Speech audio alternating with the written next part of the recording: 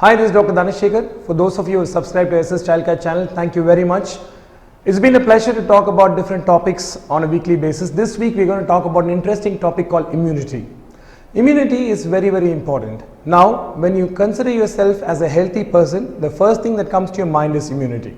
Forget your weight and forget your height. Immunity is what we speak about all the time. What actually dictates immunity? Immunity comes from two things. Now, if you read a lot about immunity, the first thing that will come up on your Google search will be something called as hygiene hypothesis. Now, what is this hygiene hypothesis? The hygiene hypothesis is very simple. You get exposed to different infections at different parts of your life and you become immune to those things. For example, when you get a cold or a cough, it's caused generally by a virus. And this virus, once it attacks your body, creates a lot of immunity and a lot of cellular changes within your body. And the next time the same virus comes and hits you, you don't get the infection again by the virus, and hence you're called as immune to that particular virus. Now, general infections are mostly caused by viruses. Now, how do you prevent these infections? The answer is very simple. When it comes to prevention, the first thing always comes to your mind is hygiene. Now, when you think about hygiene, the most important thing is hand washing. If you look at all the doctors, we have been always advised to keep our sleeves above our elbow. Wearing a half sleeve shirt or keeping anything none under your elbow actually helps in preventing infections from one to another. So, when you get an infection, the first thing is to prevent it from spreading to you and to others by clean hand hygiene.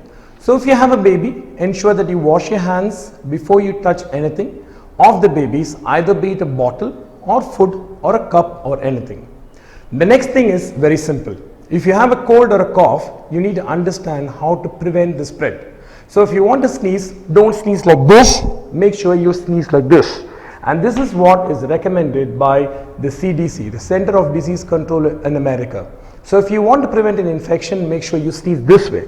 And also, if you can afford to carry a handkerchief, make sure it's for your personal use, and you dispose of all the tissues that you use for blowing your nose and wiping your face into a bin.